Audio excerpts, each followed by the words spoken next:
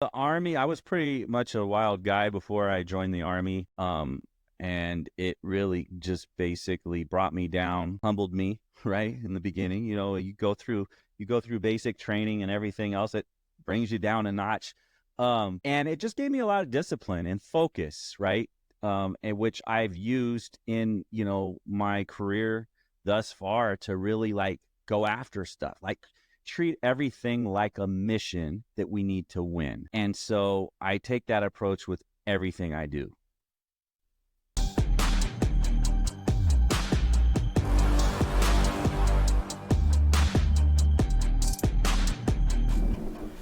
Welcome to the New World Podcast, where we delve into the ever changing and accelerating pace of global change and its impact on our lives. I'm your host, John Paul Flores, broadcasting live from the New World Studio. Today, we're diving into the world of AI and automation. As an enthusiast and expert in lead generation, I will guide you through understanding and leveraging these technologies for your business and for your personal use. And don't forget, AI and automation might be unstoppable forces, but that doesn't mean you are powerless. Tune in to learn how to make them work for you and not the other way around. But first, let's meet our guest. Zero. Welcome to the New World Podcast, where we navigate the changing world around us. I'm your host, John Paul Flores, specializing in lead generation and AI automation, here to help you understand how our world is changing and what it means for you. And today, I am thrilled to introduce our guest Keith Andrews. Keith is an Army veteran, dynamic entrepreneur, and a seasoned real estate investor with a compelling journey from a successful tech executive to a figure in the real estate industry. Keith's story is one of the resilience, adaptability, and a relentless pursuit of a balanced life. He is also, by the way, the podcast host of the Real Estate Junkie podcast. Amazing name, by the way, where he shares transformative stories and strategies in real estate investments. Keith, it's a pleasure to have you on the show. Thanks, John, man. I'm happy to be here. And before we begin in the in-depth questions, I want to know you personally. Can you give us a quick intro on who Keith Andrews is? What's your expertise? What's your interest, and what keeps you busy these days? Well, I mean, first and foremost, I am a Christian, and I'm a family man. I'm happily married to a beautiful wife named Terry Ann. We have a large family, lots of kids. We basically both had kids from a previous marriage, but met each other about, I don't know, 17 years ago, 18 years ago, and then we got married 15 years ago. It's actually our 15th anniversary next month or in August.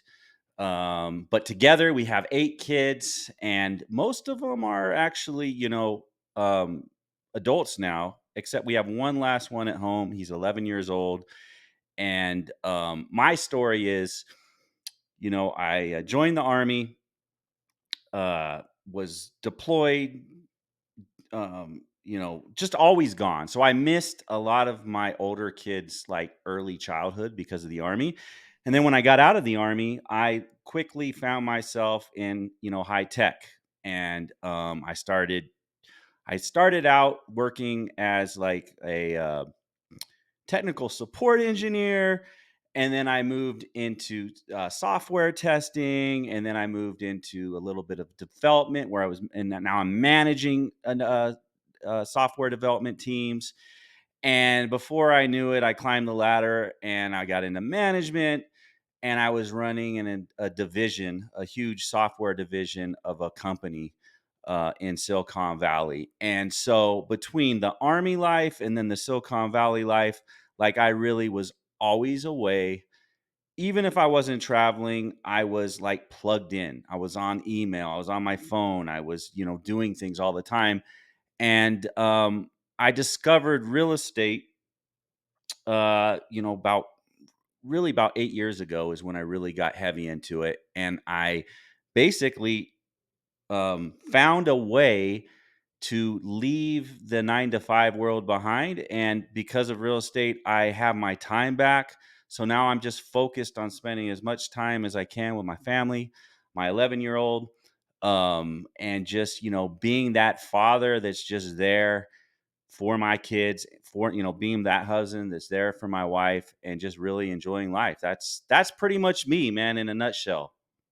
So you're semi-retired now. Semi-retired I now. I am, but I also am a real estate broker, so I do help people invest in real estate. I do more mentoring probably than actual sales. I have clients that I've worked with where I help them get into maybe their, purchase their first rental property. And then I help them, secure their first tenants and kind of just show them the ropes.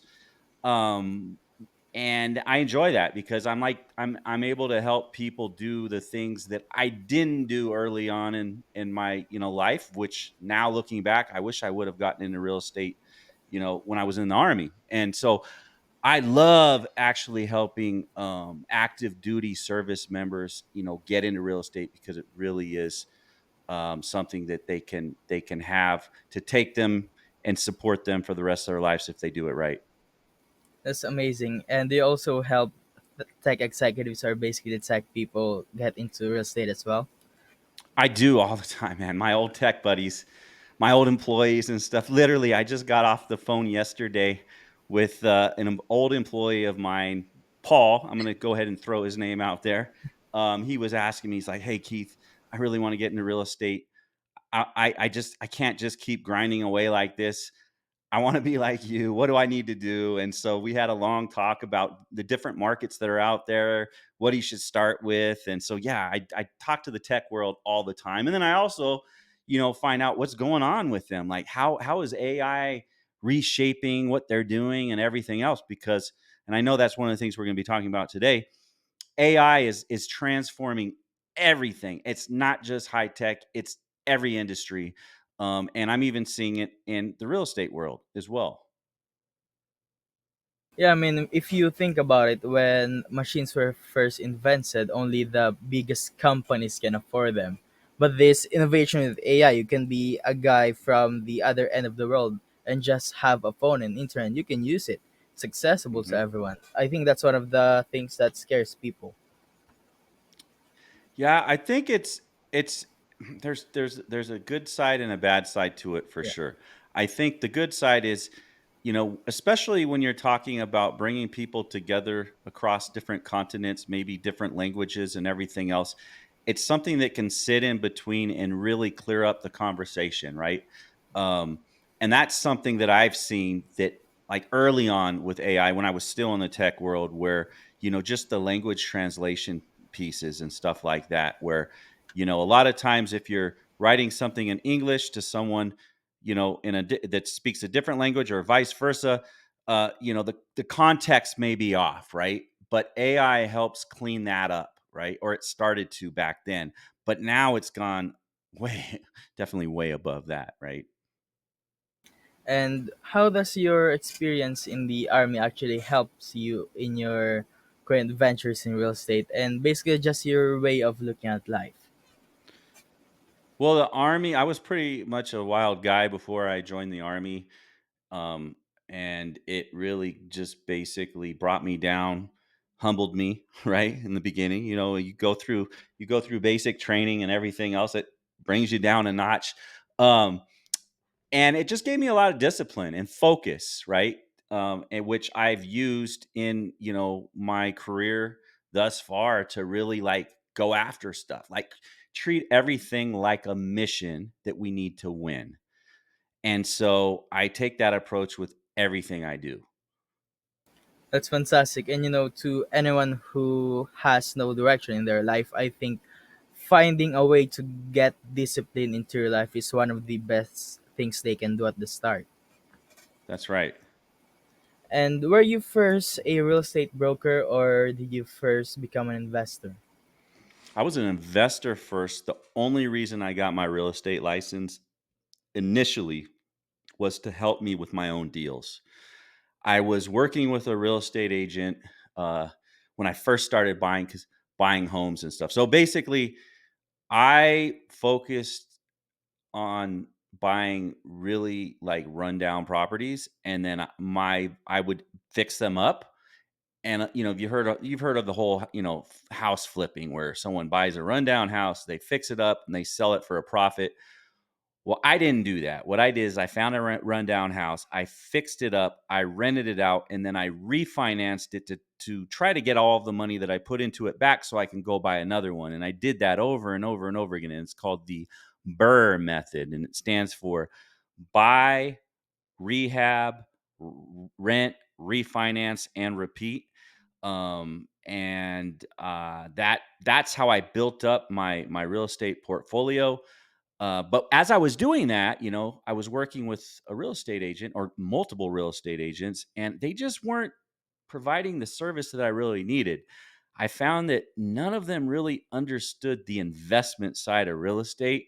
And so I thought, you know what, let me get my real estate license so I can learn how to write contracts up, right? I can learn, I can find properties that are maybe on the MLS, and dig into them, and leverage the commission that I would make when I bought or sold a property for somebody for myself.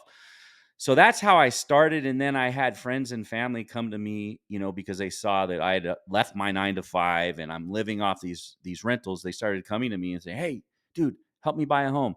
And so I started using my real estate license at that point to help other people, and then they told their friends and family, and then that's how I got my license. And that's really how I'm using my license now. I'm not actively looking for clients ever.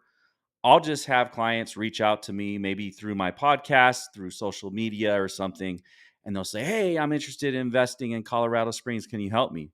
And sometimes I tell them, "Actually, I have my hands full right now. I can't, because I don't like, if I can't give you 100% of my attention, it's not worth it. It's not worth it to you, and it's not worth it to me."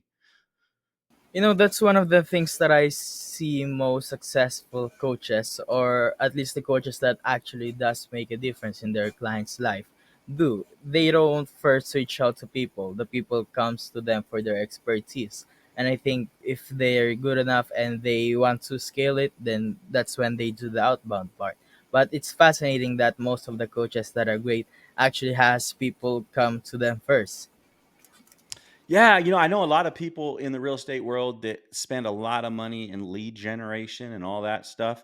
But like for me, I've I did that one time, and I quickly, turned it off, because I just started getting so many leads. I'm like, "Oh my gosh, this is crazy. I can't handle this." And so now I just like, literally every month I have somebody that reaches out to me in some from some avenue, right? And they'll say, "Hey, can you help me out?" And again, if I can't take them, I'll say, "Hey, I'm busy right now," or maybe I'm doing my own project. Maybe I just bought a fixer upper and I'm fixing it up. I don't want to be bothered with looking for a fixer upper for you, because I have my hands full, but I can refer you to someone else. And there's a lot of different real estate strategies out there. There's wholesaling, vacation rentals, fix and flip, commercial real Yes. estate. Why did you go with the bear method? Okay, so I've actually tried a lot of those that you just mentioned over the years, but it wasn't until about 8 years ago that I really like stuck a stake in the ground with the Burr method. Um, I did wholesaling years ago, right? I did a fix and flip. I actually owned a rental property before I really got into rental property, and I made mistakes on all of those because I didn't really know what I was doing. And I said, "You know what? Real estate is not for me. I'm just going to concentrate on my high tech job and and maybe invest in the stock market or something like that. But real estate is not my thing." But then I realized, just owning the home that I lived in and selling it, that I made so much money just holding that real estate long term. And I looked back at some of the properties that I had flipped in the past, and I realized, wow, if I would have just held on to those properties, like I would have made so much more money. And that's when I did discover, well, two things happened. Is I read a book, um, How to Quit Your Day Job with Rental Properties. And in that book, it introduced me the concept of the Burr method. And then I stumbled into the Bigger Pockets podcast, which got me to David Green's book, Buy, Rehab, Rent, Refinance, and Repeat. And then I was so intrigued by it because I'm like, wow, that's a way. Like, I didn't have an endless amount of money to invest, right? I had a little teeny bit. So I used that little teeny bit to go buy one rundown property. And then after I was done, I got that little teeny bit back. But now that property was making me money every month. And after doing that like one or two times, I realized, oh, this is it. Like, this is like the holy grail in real estate. Now, it doesn't always work that easy, right? And it's a little harder to do today because back when I was doing it, interest rates were going down. So as I was fixing up a property, it was not only going up in value without me doing anything to it, but the cost to hold that property was going down because the rates were going down. Right now, rates have been going up. So if you're buying a rundown property and as you're fixing it up, rates are going up, the cost to hold that property is going to go up in the future when you refinance it. But there's ways around that, right? But to answer your question, I think I answered your question of why I stuck the stake in the ground with the Burr method. And what do you like most about it? Is it, in technical terms, less stressful than the other methods you have tried? Or is it just more profitable in the long term? For me, it's been more profitable in the long term, and I actually enjoy turning something that's really ugly into something beautiful, right? It's fun. I like that part of it. That I'm an entrepreneur at heart, right? Like, I told you I worked in high tech, but what I was really doing in high tech was I was creating products, okay, and I was building teams, and so I've taken that same uh philosophy with these houses. I find a rundown house and I have a vision. I can say, oh, imagine if we moved the walls around and created these additional living spaces. And you know even went as far as like designing the kitchens and doing this stuff. Now sometimes I'll call in a designer to help me out, but I actually like coming up with the theme too myself and then seeing it actually come together at the very end. That's fun. And then being able to hand that the keys over to a tenant, and give them something that's really nice to live in. So I like that part of it as well. Do you think the biggest part of it is the fact that you see something that is, I don't want to say awful, but is run down, and you're just imagine when a family lives here and the kids play on that side of the house and the mother or the father are just watching TV here. Do you find that fascinating or just good inside, fun side of things? Abs- Absolutely. I mean, really is, at the end of the day, this is a people business, right? And people over profits is something that I've always said. And yes, I mean, it's so rewarding to be able to give a family a nice home to live in. Like when I grew up, I did not have that. Like my backstory is like I think we lived in well, I went to 12 schools before I graduated high school, which tells you we moved around a lot as a kid, just renting from one house to the other. Some of them were infested with mice. Like I really had went through the struggle as a kid. So like as an adult and having kids, like my goal was like I want to make their life better, but if I can improve other people's lives too, I'm all about it. That's fantastic. And since not all rundown properties are created equal, what are your key principles that you follow on evaluating potential real estate investments? Well, the first thing is if it doesn't make dollars, it doesn't make sense. So I look at it like that from the very beginning. I look for a property that I go in and the price that it costs to acquire the property and fix it up will get me to at least 70% of the ARV, or the after repair value. So, in other words, after I put all my money into it and I do all the work in it, I want that the money part to be at 70% of the end value. And that deal makes sense to me all day long because once I refinance that, right, and get my money back that I put in, it will guarantee that I'll get the money that I put in out, and it will also guarantee that I'll make money on that property once I rent it out. That's the formula that I use. If like literally, I just was putting an offer on a house the other day. The all in needed to be at 250 for it to make sense, right? But the sell and it needed $100,000 worth of work. Okay. And so I was like, okay, well, the max I can buy this house for then is 150, right? Because I need to put 150 in. My all in max needs to be 250. And the seller wasn't budging. They're like, nope. They were trying to sell it for like 225. And I just couldn't, it didn't work. So I walked away from it. So I will only go after a property where I know that at the end of the day, I'm not going to lose money on it. Now I do lose money on it because sometimes because what happens is you do the math, you plan for you plan a certain budget, and then something happens. You uncover something you didn't realize that maybe the property had a foundation issue that you didn't see, right? And it's going to cost you an additional $20,000 to fix or something like that. These things happen, right? But if you try to avoid those at all costs, you know, 9 out of 10, 8 out of 10 times, you're going to be on the right side of the tracks. Do you think most of the profits that you've made is tied on the properties that you said no to? Say that again. Do you think most of the profits that real estate investors, such as yourself, actually makes over time is on the investments that you have said no to?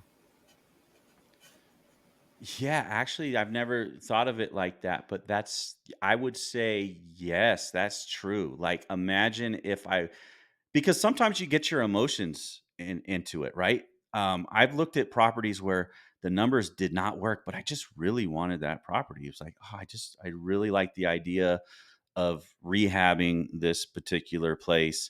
Maybe it's in a cool area of town and you're just like, "Oh man, I really want to own that real estate," but the numbers aren't going to work, right? And if I would have pulled the trigger on that, I would have lost money. So yes, I think that, you know, turning down properties has saved me more money than I've ever made in the ones I didn't. That's amazing. And what were the biggest challenges or failures, if we can call them that, that you have faced when you first started real estate? Especially because you've mentioned that you have tried many different methods before you discovered Bear method. I'll tell you a couple of things is that I've learned, and I'm actually writing a book about this. So I want to help as many people as I can um, not make the same mistakes that I did. But one is thinking that I could get away with uh, filing my taxes myself. I did that early on, and not having a CPA, right? I think that is the most important thing. If you're investing in real estate, get yourself a good CPA. That's number one. They will save you a ton of money. I spent a lot of money in taxes that I actually didn't need to. So I lost a lot of money because of that. Another thing is a real estate attorney. So important. Get a real estate attorney. If you are managing your properties yourself, and you're writing your own leases or you're taking them from some online site or whatever, get a real estate attorney to review it. So important. It costs money, but it will save you money because there could be one little thing off on your lease and there's going to be some loophole that's going to cost you in the future. So that's the second thing. Get your leases reviewed by an attorney, okay? CPA, attorney.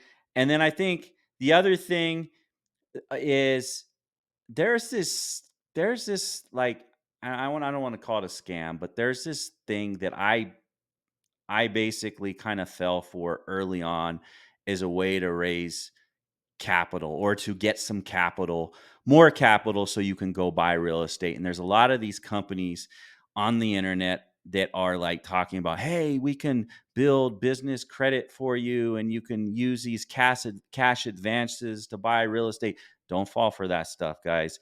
That is like, you don't want to do that because, for one, when they're applying for these credit lines for you, oftentimes they are lying. They are putting in things that just isn't true about your business. And I don't care what religion you are, what you give, the universe will give you back. So if you're lying or you're cheating, that stuff's going to come back to you. So don't work with companies like that. Don't fall for those scams. So yeah, I mean, I could go on. I mean, I'm literally writing a whole book about this, but those are the three things that come to mind. It's amazing that you've said things about things coming back to you if you lie about something. And I think that's a factual statement about life. When if you're walking down the street, you can just tell if something is wrong about somebody. You can just Yes, smell that they're a snake, and that that stuff follows you around. And it's not it just does. people talks about you, it's that people can almost smell it at you. And it's scary to be that guy. Yes, absolutely. Do the right thing. Always do the right thing. Like if you're in a grocery store and you like just the other day, I was with my son at the grocery store, and we had a cart full of stuff, and Yeah. we had a 12 pack of seltzer water that was on the bottom of the cart, and I just totally forgot about it, and so I didn't run it through the scanner, and I walked out of the store, and we were putting the groceries into the back of my truck, and then I saw the water down there, and I'm like, oh my gosh, I didn't pay for that water. And my son was like, first thing he says, like, "Oh, dad, we should go back." And I'm like, "Yeah, we should go back." So I've drilled that into him is like, that's not the universe giving you something free. Okay. Yeah. You do the right thing, go back, pay for that item. Right. So it's just, I do that in everything I do. Like, I try to live that life. And because of that, I'm getting those, like the money, the little bit of money I would have saved by Yeah. not paying that, I'm getting far more back, right? It's just the way the universe works. Yeah, it's basically the devil testing you It if you're gonna is. fall for it. And at the It end of the is. day, if you feel good about yourself, you're gonna work way harder and talk to people a Exactly. lot way better because you know you have no bad intentions. That's right. That's right. And can you share what motivated you to basically start the Real Estate Junkie podcast? Well, you know, I I had friends actually tell me, "Dude, you should start a podcast." Um, and talk about this stuff because I'd have conversations with people just about real estate, right? They'd call me up and we start talking. It's like, "Dude, you should do a podcast on this." I'm like, "Yeah, maybe I should." And really what it was like my son, I drop him off in the morning at school and I'm like, what am I going to do today? Maybe I don't have a real estate project that I'm working on and like, what am I going to do today? And one thing I love to do is talk about real estate. And my wife gets tired of me. She loves what I'm doing, but she gets tired of me always talking about real estate. And I say this on my podcast all the time, but it is so true. We could be talking about anything, Yeah, and then all of a sudden, I start talking about real estate. She's like, "Are you seriously talking about houses right now?" I'm like, "Oh, my bad." So I was like, "You know what? Let me start a podcast, and I can invite guests that like talking about real estate, and we can talk about it. And then anybody that likes listening to about real estate, they can tune in." So that's really what motivated me to do it. Um, and now it's a fun thing. I look forward to every podcast episode that I record. that's fascinating. Do you mostly invite people that are also in real estate? I do, like, so far, everyone that's been on the show is definitely a real estate investor Yeah, of some sort, and they have some success story behind them. But I do have other people that I want to bring on as well. And sometimes we like go off topic and start talking about health and fitness and family and all yeah, kinds of things. And so I think that this podcast will evolve over yeah, time to start, talking about some of those side topics more. I did kind of like calling it the real estate junkie. I kind of like boxed myself into a little house. yeah. But who knows? I might grow a garden around it, and we'll see. It will definitely evolve. I can tell you that. Yeah, I think that's one of the biggest part that people don't actually talk about in most podcasts right now. The experience or just basically the life of the other person. And for me specifically, I don't know if you notice, I try to talk about the person's life because I Yes. noticed that strategies are ever in the internet. There's a 4-hour guide on YouTube about anything that you can think of, but the experience, the Yes. personal experience of the person is just it's not in the internet, and it's fascinating to actually make them talk about it. Well, everyone has a story, and that's one of the things that I really try to tap into on my show is like I might bring somebody that's a multimillionaire because of real estate and they can talk about the strategy, their strategy and how they built their empire. But at the end of the day, I want to know who they are. Like Yeah, what type of person they are, what is their motivation.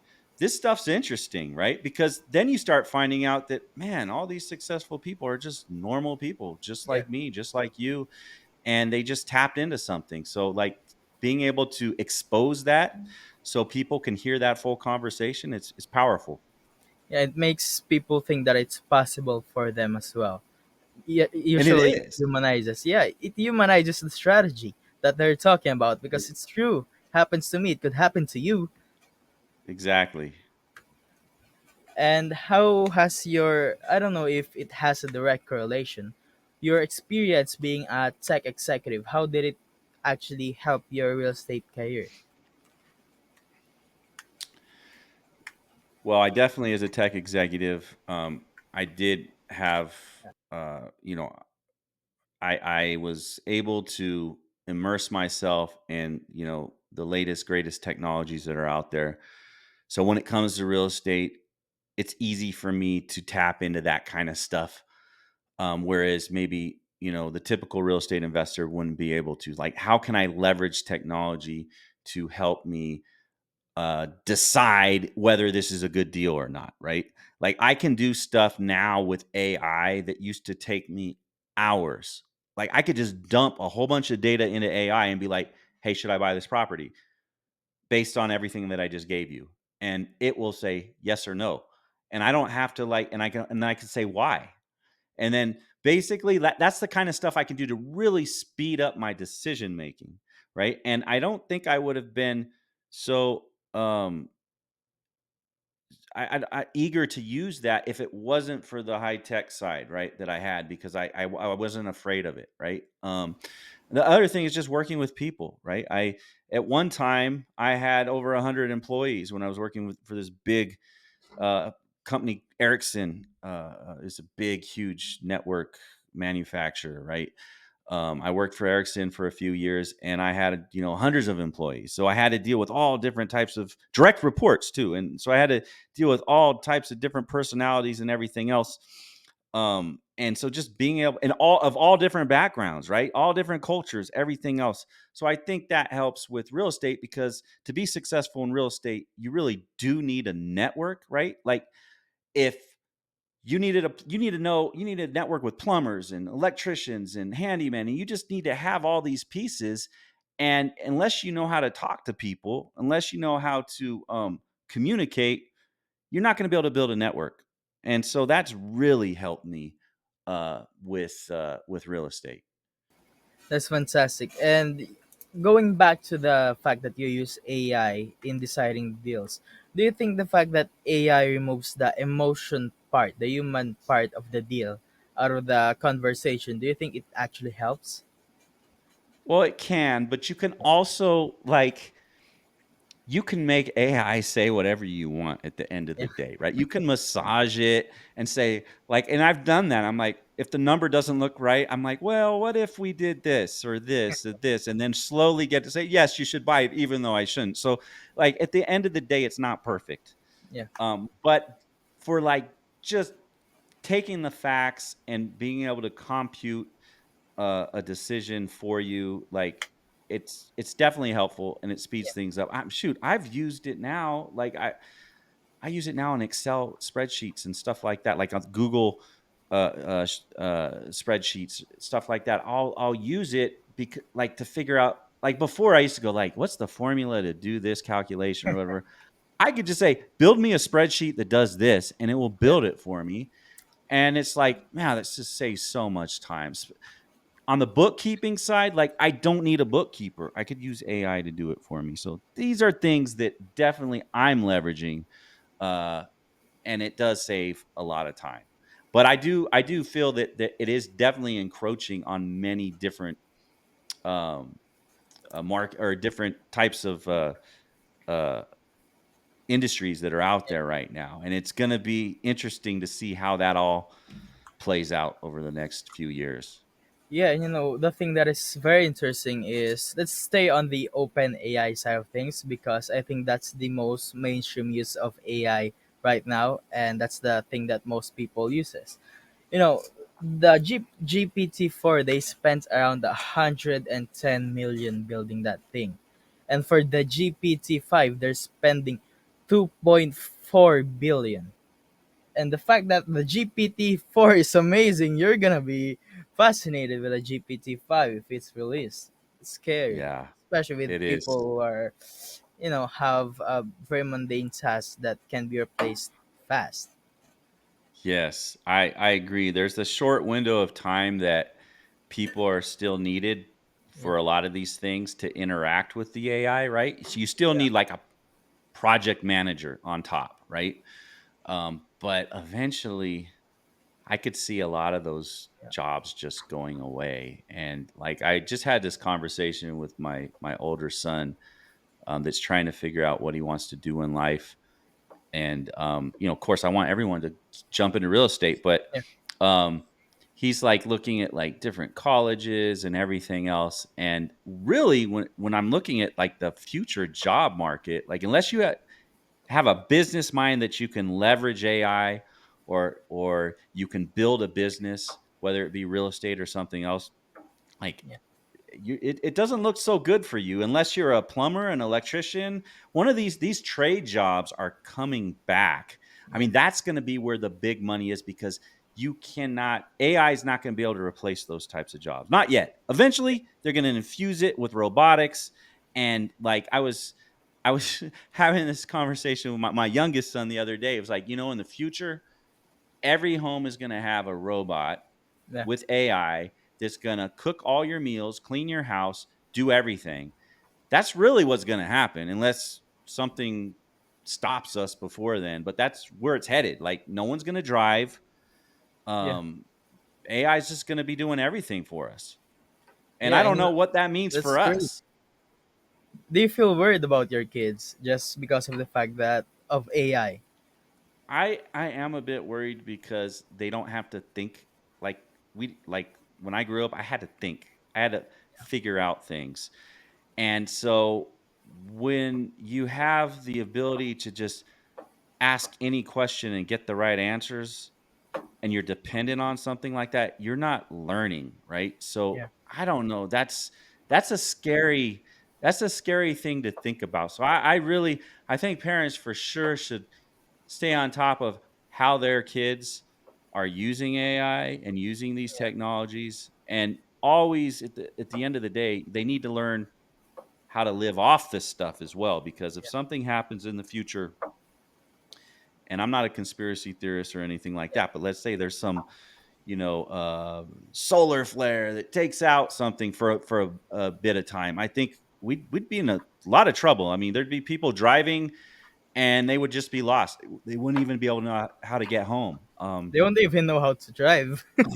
They wouldn't even know how to drive, right? Go walk. Exactly. No one knows how to do that anymore. And I think, yeah, it's very. I personally, I'm worried for that as well, just because of the stuff that is going on with the AI and how fast it's Yeah. evolved. And I've watched Yeah. this episode of South Park. I don't know if you watch it. Yeah, Yeah, so I've tell me, I haven't seen this episode though. yeah, this is the one where basically the roles reversed. The tech people, the lawyers, the the accountants, the white collar jobs basically became the people who are not used anymore because of AI. They can just ask the things on AI. Is this a good deal, or should I be worried about getting a lawsuit about this thing or not? And the people who became billionaires are the tradesmen, especially the plumbers. Yes, I could see that happening. I got to see. I'm going to look up that episode because I definitely see that happening. That just based on what's going on right now and how fast it's just evolving and getting better and better. Yeah, I can only imagine, man. Yeah, the lawyers are standing in front of the Best Buy offering their services at the expense of the handyman going to their house. It's crazy. Wow. Wow. And a lot of jobs will probably get replaced with AI in the next 10, 20 years. And most of that will result to many homes being foreclosed. I think that's going to be a very interesting time for the real estate investors, especially the ones with cash on hand. Yeah, well, I mean, one thing you do have to keep in mind is that here in the U.S., every market's different, right? Yeah, Like, I can't just speak, but I know, like, where I'm at here, I'm mostly invested in Colorado Springs. There is a shortage of housing, so until yeah. that catches up, that's what's going to keep the prices where they are. Oh, Um, I think that there's going to be far more renters in the future. I think and a lot less. I think if you look right now, I think it's like 60% of people own yeah. homes in America. I see that going down, and there's already a big move. These big Wall Street companies are going in and buying entire neighborhoods and Yeah, just becoming these massive corporate landlords. And I think that's going to be the future, honestly.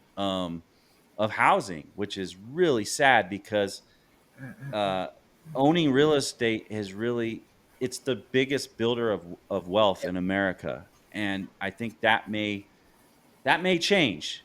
yeah. That may change.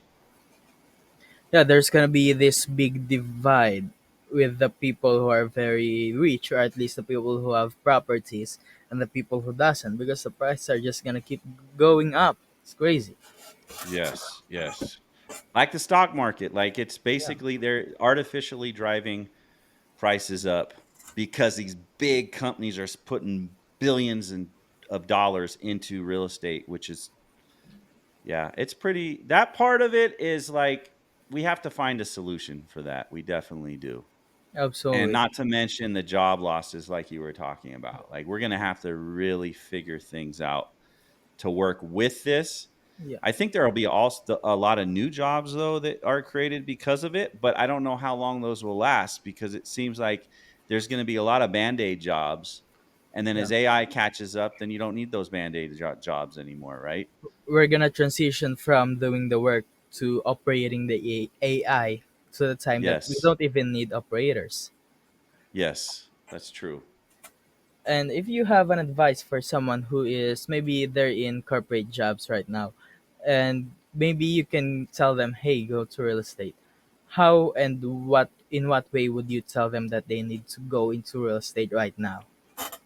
I would say the first thing, the easiest way to get started in real estate is through what they call house hacking. And what house hacking is rather than buying just a single family home and moving in it and basically living in the entire space, maybe buy a single family home and rent out some of the rooms, right? So that you can reduce your expenses because owning that piece of real estate in the long run is going to build wealth for you, okay? Rather than buying a single family home, maybe go buy a duplex, a triplex or a fourplex, which you can do there, all of the major lenders that are out there um, will give you a loan. You could put as little as well if you're a veteran, you could put 0% down. You can Really? use the FH. Yes, in the Oh, U.S., if you're a veteran, you can get a VA loan that will allow you to buy a home with $0 out of your pocket. You will get a government backed loan and you can use that loan to buy up to a fourplex. You can do the yes. same thing with a Fannie or Freddie Mae or Fannie or Freddie Mac loan. You could put as little as 5% down, and you can buy up to a fourplex. So I recommend anyone that wants to get started. That's probably the best way to get started. Buy a fourplex, live in one unit, rent out the rest. You may not cover 100% of the mortgage with those rents, but you are gonna Yeah, significantly reduce your housing expense, yeah. which means you can save more money. And then after 1 year, you can move out, and now that turns into an asset that's gonna be paying you, right, forever. And that's and then you do it again a couple more times. That's a great way to get started, especially if you don't have a lot of money. Yeah, plus the appreciation on that would be crazy. The appreciation, rents increase every year. It doesn't take very long. I know many people that are like under 30 that are multimillionaires because they started out that way. They bought their first Yeah. home 23 years old. They, bought a duplex, lived in one unit, rented out the other. Bought a fourplex after that, lived in one unit, rented out the other three, and then within 3 to 5 years, they're making more money Yeah. in rental income than they are in their W-2 job. I And I I help people do that out here in Colorado Springs, actually. how important do you think is having a mentor if you're going into real estate for the first time? Oh, you definitely want to have a mentor. It doesn't mean you have to pay someone to be your mentor, but you definitely want to find an expert, someone that's doing what you want to be doing.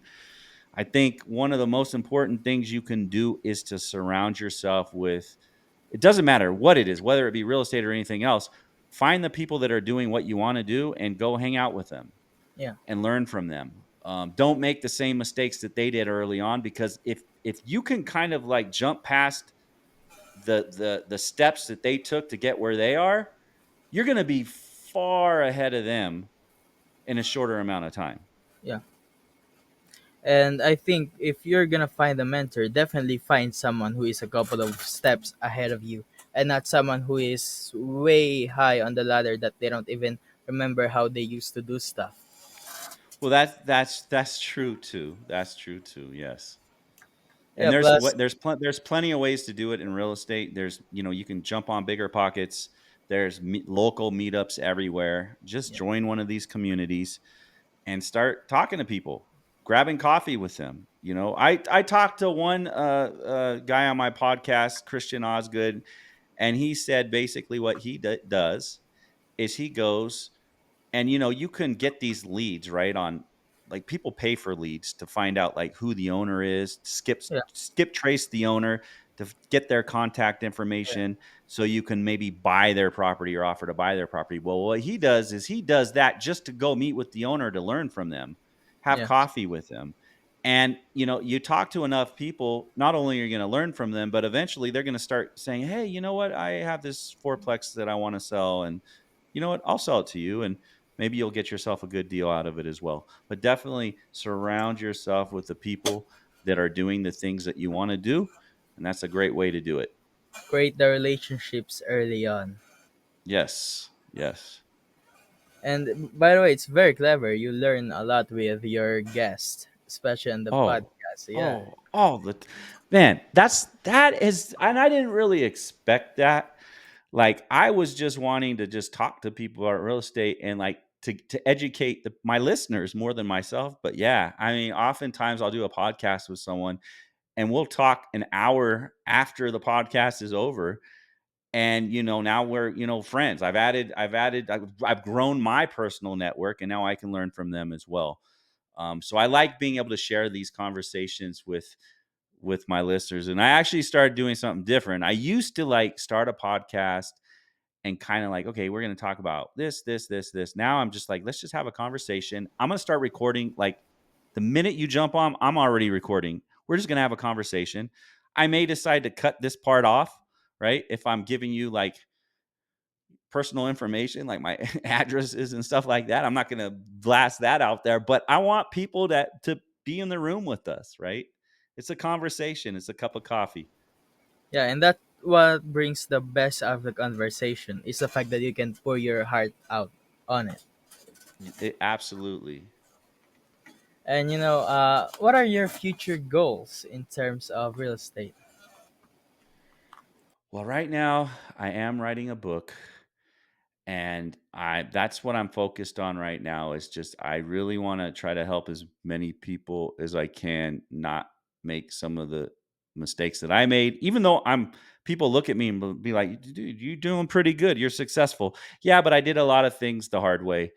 And I think I can help a lot of people do that. And like at this stage in my life, that's what it's about to me. Like more than the money aspect. Like, do I have, you know, a vision of, doing some big development deal or buying like some big, apartment complex or something like that? Yeah, I mean, sure. But I'm really content with where I'm at right now. And so like I've learned that just enjoying life, right? And just the time you have with family, with friends and these experiences far more valuable than how much money I can make on another deal, right? So, one of the things that's great about real estate is if you work really hard in the very beginning and you knock out enough properties that you have enough income being generated that will pay your bills, that income's only going to go up over time. Like the equity is only going to grow over time. So, you really could just stop and just enjoy life. Like, I heard a podcast. Rich Somers had Thatch Newen on his podcast, and he said something that really struck a chord with me. He said, you don't need to have hundreds of units, and all it takes is 5 properties. You get 5 properties that are completely paid off, you're going to be a multimillionaire and set for the rest of your life. Oh yeah, 5 properties, and even if they're paid off, yeah. Now that I'm thinking about it, you are pretty well off if you have that much property and it's all paid. Exactly, exactly. Like you could have hundreds of units that you own hundreds of millions of dollars on, right? And so after you pay the debt every month, you might be cash flowing. But if you have 5 paid off properties, you're definitely going to be probably cash flowing the same amount that the guy that owns 100 units is. Yeah. And not only that, they're all paid off. Like so you don't really like you're in a great position. Yeah, plus in terms of day to day, there's less stress. That's right. And what can you recommend 3 practical steps to someone that they can do today to start their real estate journey? I mean, really, it's what we said earlier, and that is just like surround yourself with the people you want to become. A first step is network, right? Go meet with other investors that are investing in real estate. Go jump on bigger pockets. Find a meetup in your area. Start talking to people. Um, you know, House hacking. Obviously, if you Yeah. haven't started, that's a great way to get started, right? You can. There's really it's about building that network because if you buy a rental property, who's going to fix it when something goes wrong? You need to Yeah. have those people. You need to know those people. How are you going to find those people? The meetups. Is the plumber going to be at the meetup? Probably not. But an investor that Contact. uses an investor that uses Dave Smith, which is the most affordable quality plumber in the entire city, he already found out because he went through a dozen plumbers before he found Dave, and now he can say, "Hey, here's Dave's contact if you need a plumber." So that's how I was able to build my network. And then out of those, I fine tuned it. So, like now, when I meet with other investors or people that are wanting to get into real estate, I share those resources with them. I love doing that. Most investors, they like helping other investors because Yeah. it's more rewarding than the next deal that they're doing is being able to help other people get to that point in their life where they're financially free, right? It's a very rewarding feeling. I can't tell you enough. Just the karma part of things, the good karma part of things is The enough. good karma Yeah. goes back to how we started this. When you get what you give, doesn't matter what religion you are. That's the way the universe works. Do Yeah. what's right, do right, get right. Yeah. And there's this one line that I don't know if you know it. It's from the book The Alchemist. So from Paulo Cohen's, if I'm not mistaken, it's Maktub. So basically Arabic for it is written. I like to think that God is someone who already wrote everything. And I want to think that hero this day for me to be honest. On this day, John will be honest. John will do all the work that he needs to do. John will not do stupid stuff. He will not spend 5 hours on the front of the TV. He will work out. And I think the fact that you can look at God in that way, on the fact that maybe God loves me enough to actually write that day that I will be successful. And I think that's a fascinating way to look at life. Yes. Yeah, absolutely. Yeah. I think having faith is definitely an important aspect of being successful. You just hit on a few things. Like if you look at how I start my day every Yeah, single morning, I don't care what I have in my calendar, because some days my calendar is full, right? yeah, Other days I have absolutely nothing to do. But yeah. it doesn't matter. I still wake up early Of every course. single morning. I pray. I either take a ice cold shower or I jump in an ice bath, depending on if I can jump in that. Sometimes I can't Yeah, go. I have an ice bath, but sometimes like due to weather or whatever else, like one time it was like frozen solid, so I can't go in it then, right? So I have to take a cold shower. Or other times it's like, oh man, it's not cold enough, and I need to yeah. go run buy some ice, and so I'll take a cold shower. But I do one or the other, and then I go work out, and I don't start my day until those three things are done, and it's a part of my routine. It clears my head, and it just sets me up for success, and also it strengthens my mind for whatever I need to deal with in the day. Absolutely. Before I start a podcast, I pray for myself and I pray for the guest. And I think it opens the heart of the guest on some level, you know? Yeah, absolutely, it does. We're all connected, man. And again, on the cold shower part of things, personally, I cannot do hot showers. Cold showers have ice on it, bathtub, and add ice. I can do that. But hot shower, I can't personally. Feels like I'm showering with sweat. I don't know why. But yeah, cold shower is amazing. Oh, I mean, I'll be honest, I do not like it.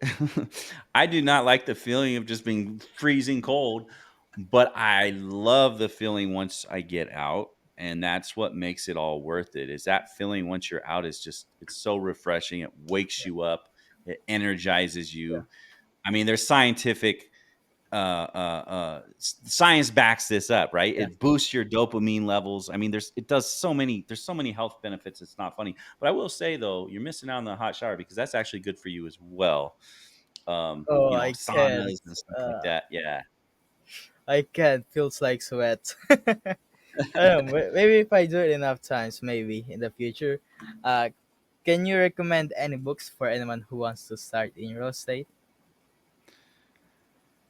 Well, I think that the first book, I'll recommend a couple books. One Yeah, is if you're just if real estate is brand new to you, I definitely think everyone should read Rich Dad Poor Dad. I mean, that's just it's not technically a real estate book, but it will teach you a lot about money and how to leverage debt and how liabilities and assets work, and just yeah, it really will reshape your whole thinking about money in general. And I think that's a great book that a lot of people have used to yeah. kind of get. I mean, It opens if you the talk to concept. yeah, if you talk to 10 real estate investors and you say, "What's Yeah. the number one book you'd recommend?" They'd say Rich Dad Poor Dad. So I definitely recommend that book. Another book that really did it for me was David Green's Buy, Rehab, Rent, Refinance, Repeat. That book got me into the Burr strategy, and it just kind of taught me like the steps. But that's for the Burr, and that's specific, so that may not work for everyone, right? Um, but yeah, but I think Rich Dad Poor Dad definitely start there and then explore out from that. You know, the last guest that I had on the podcast, his mentor is actually one of the rich dad on the story. Really? Yeah, I forgot the name of the rich dad, but yeah, I said it is one of his first mentors, and yeah, it's great, and he is very successful. Helps 7 to 8 figures companies in their systems and basically does coaching for them. So I guess success can be passed around. Definitely, it can.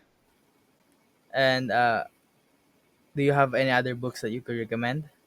I mean, outside of real estate, David Goggins, "Can't Hurt Me" was definitely an inspirational book, um, and it's just about just pushing through hard times, Yeah, man. And it's been a great book.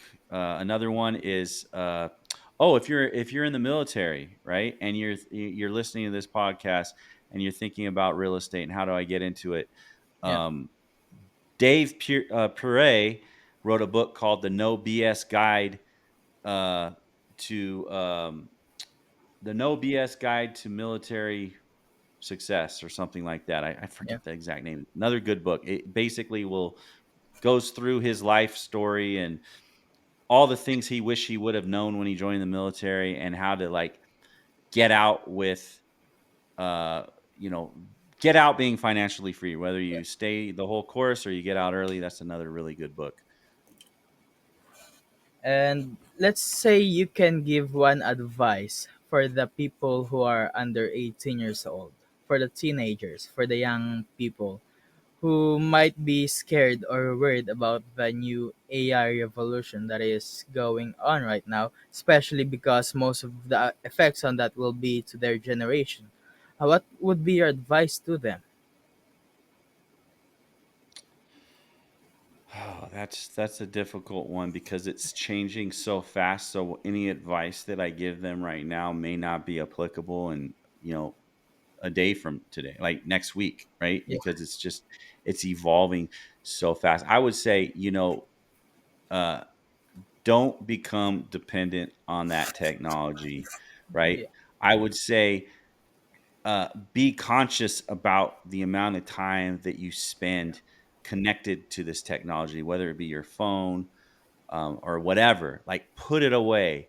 yeah, Go outside, socialize with people, consciously put your phone away, and say, I'm not going to use my phone for the next, 3 hours. Do that. I think that's so important because try to drive somewhere without putting in the directions in your GPS. Learn how to get places. Learn, your wherever you live. Like, learn like the landscape. Hey, here in Colorado Springs, I know the yeah, mountains are to the west. So if the mountains are on my left side, like I'm headed north. Like I always know that, right? yeah. Um, By the way, so yeah, isn't South Park located near Colorado Springs? it's about an hour and a half away. Yeah, actually, Oh, no, it's about an hour away.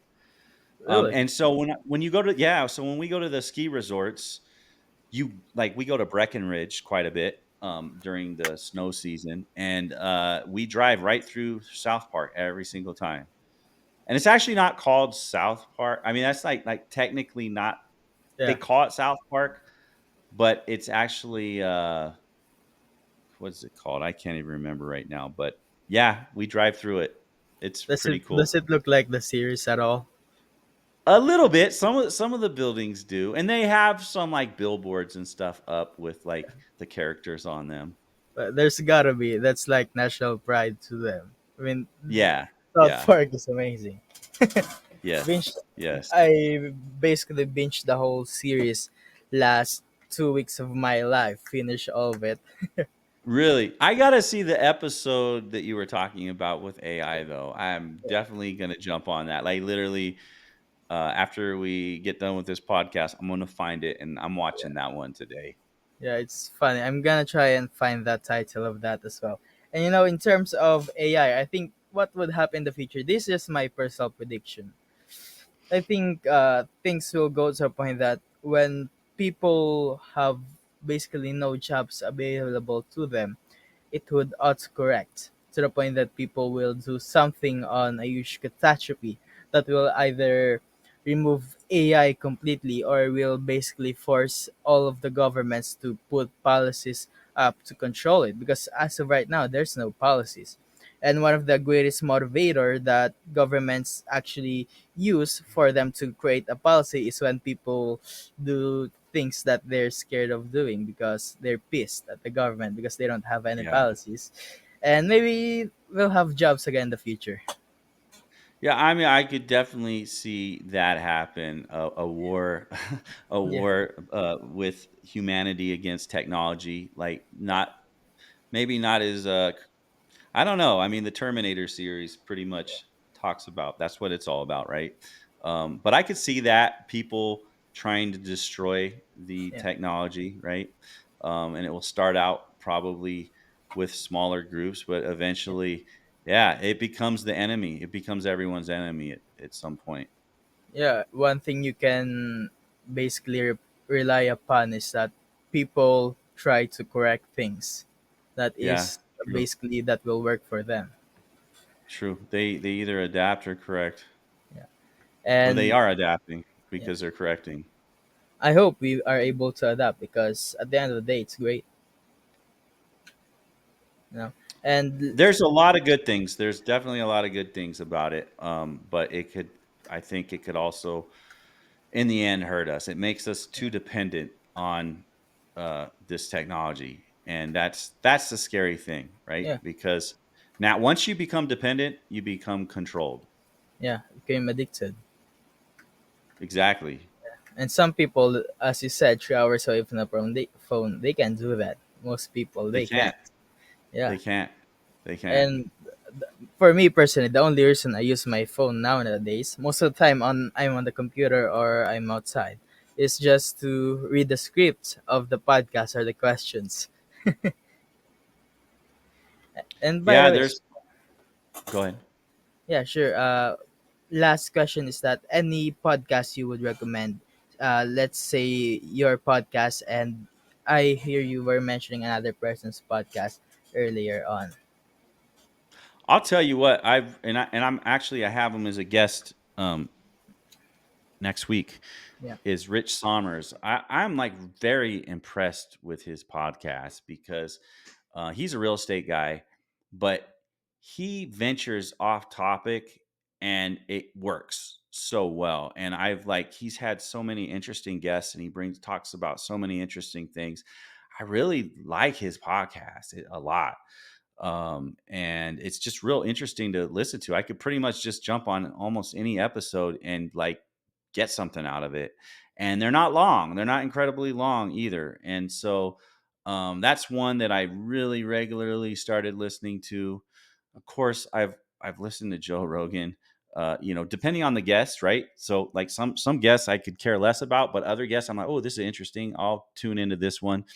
And then also, I will plug another podcast um, that's it's called the Kinetic Man Podcast, yeah, and it's two guys that live in Colorado. They're real estate investors. They're Navy veterans. They basically retired Navy, and they started this podcast, and it's really just about you know being a better person. Like that is their yeah. theme of the podcast. How can we wake up each day a better person? And a better man, a better father, a better husband. And their podcasts tend to be like really short, so like you don't have to put too much time into it, but like very valuable lessons, just life lessons. So I've really enjoyed listening to their podcast as well. Have you listened on Lex Friedman? I have, yeah, yeah. I was listening to less. So when I just so you know, when I listen to podcasts, like I used to listen to a lot of music, right, when I Yeah, work out, but I don't listen to music when I work out anymore. I use that time to listen to a podcast now. So when I work out, I'll put a podcast on yeah, and that podcast will stay with me for my entire workout. And I'm really listening to it. Like I'm forgetting that I'm working out, I'm running on the treadmill, I'm doing whatever, and I'm just focused in on that conversation. So yeah, Lex Friedman, I binged him. I like went through him, yeah, many episodes. He's had many good episodes. He's a yeah. great interviewer, actually. And I think one of the best things that you do, especially because you work out while listening to a podcast, is that you're exercising your mind to be able to think. think Yes. about a conversation even if you're on a situation that is basically high stress because you're working Yes. out. Yes. Actually, In I want to throw one more podcast in. Huberman Labs. That's another big one. That's a great one. I think there was a trend a few months ago, Uberman. I guess that's the thing where they like a person who is basically like Huberman. A lot of girls were going crazy about him a few months ago, and it's amazing. A trend, what it can do. And Yeah, one yeah, yeah. podcast I would basically recommend to you is Dan Carlin's. I don't know Dan if you Carlin. heard of him. No. It's a history podcast, and he's great at telling stories. It's amazing. Can you hear me? What happened? Can you hear me? Can you hear me? I can. Yeah. Yeah, so he's amazing at telling stories about history, and he's definitely not biased at all. And you can, his episodes are basically per history is 12 hours, but he tries to cut it up to 4 hours, 4 hours, 4 hours. But yeah, it's an amazing learning experience if you're listening to him, Dan Carlins. Okay. I'll check it out. And again, thank you for joining us today on this episode of the New World Podcast. Do you have any last message to the listeners? The only thing I would say is, be incredibly conscious about the people that you hang around with. Yeah, If you want to get into real estate, if you want to do anything, make sure that you are hanging out with the people that are doing that, right? yeah, Surround yourself with who you want to become. I think that's the biggest piece of advice. And also, always do what's right. Like, put yeah. people over profits, right? Always. And you just can't go wrong with that. One thing that I realize is when you're doing a podcast, especially in my scenario because I'm just starting out, is I basically get to surround myself with people who are the best in their industries, which is amazing. Hmm. It And is. yeah, where can people find you? Well, the best place to find me is, I'm on Instagram I am Keith Andrews. So you can go to Instagram at I am Keith Andrews. I also have a YouTube channel, I am Keith Andrews. You start there and then you can find me. I'm out I'll there. I'll have that all here. By the way, I love the production of your podcast. The editing is amazing, by the way. Do you do that? So, I mean, I pretty much like I'm a one man shop, so I do edit my podcast. I do have a little help now with just like chopping up Yeah. some of the short form content, but I basically am saying, "Hey, can you just let's focus on, pushing these pieces out." But other than that, like yeah, I could definitely do a better job editing. I know I need to get a better camera and stuff like that, but again, I'm launching episode 15 next week. Yeah. So I'm just getting going, and it is gonna, I do plan on dropping more frequent episodes in the future, but right now I'm doing it every other week. Yeah, I bet on your 20th episode you're gonna have a better gear. Oh, definitely. I already have like a vision right now of what I'm gonna do in my basement. Right now I'm at my desk, but I'm gonna move this to my basement. I have couches down there and stuff, and I'm gonna that's coming. Again, it's the Real Estate Junkie podcast too. You can go to therealestatejunkie.com and get to my podcast, but you can watch it on YouTube. It's on Spotify, Apple, it's everywhere. I'm gonna have those here, so I'm gonna have it cover my part of the screen so people can see it. And everyone, it's amazing that I've talked with Keith, his insights in life, and basically because he also have an experience in the army, in the tech industry side of things, and real estate. That's a lot of industry to be in, and you learn a lot as a person, personally, on how you view things in life because you've been in so much scenarios. So that's amazing. And again, thank you for joining me on the podcast. Thank you, John, for having me. Everyone, it was great. God bless. Peace out. I just Again, it's the Real Estate Junkie podcast too. You can go to therealestatejunkie.com and get to my podcast. but you can watch it on YouTube. It's on Spotify, Apple, it's everywhere. I'm gonna have those here, so I'm gonna have it cover my part of the screen so people can see it.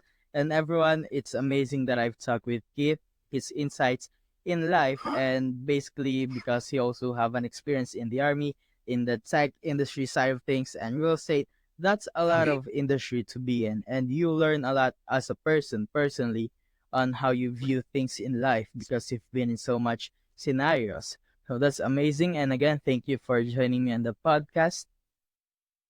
Thank you, John, for having me. Everyone, it was great. God bless. Peace out. That's all for today's episode of the New World Podcast. We have explored some fascinating topics with our amazing guests, shedding light on the upcoming New World. If you enjoyed today's episode and today's discussion and want to stay updated the future episodes, don't forget to hit that subscribe button to the podcast. And if you found value on what we have discussed, please consider leaving us a review on your favorite podcast platform. Remember, if you have any questions or topics you'd like us to cover, or if you are interested in being a guest in the future, please feel free to reach out to me via LinkedIn or email me at john.paul@aicinix.com and add New World Podcast, all capital, in the subject line so I can see it. I always love hearing from our listeners. And don't forget to check out our amazing guests. You can find more information about them by the contact details we provided earlier. Again, thank you for tuning in on the New World Podcast. I know your time is very important and I try to always make the next episode better than the last. Until next time, keep learning, keep growing, keep innovating. This is John Paul Flores signing off from the New World Podcast.